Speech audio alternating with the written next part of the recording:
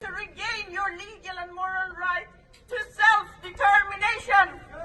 Yes. We stand with you, Kashmir, to freedom. Hi-ha, Kamara!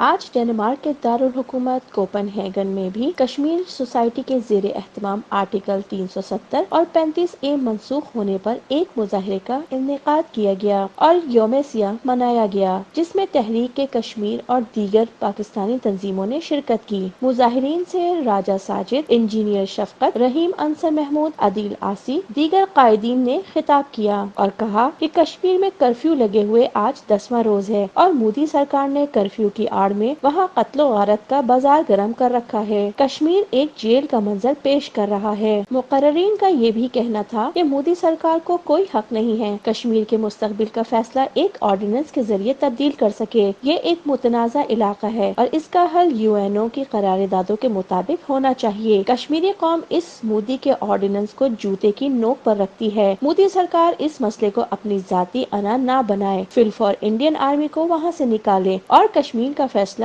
Kashmiri عوام خود کرے گی۔ احتجاج میں پاکستانی کمیونٹی نے بڑی تعداد میں شرکت کی۔ شرکا نے اپنے ہاتھوں میں بینرز اور پلے کارڈ اٹھا رکھے تھے جس میں کشمیری مسلمانوں پر ڈھائے جانے والے مظالم کو دکھایا گیا تھا۔ جذبہ نیوز، ماوش خان، ڈنمارک۔ امیگریشن اور تارکین وطن کی خبروں سے باخبر رہنے کے لیے ہمارا YouTube چینل سبسکرائب کریں اور بیل آئیکن کو کلک کریں۔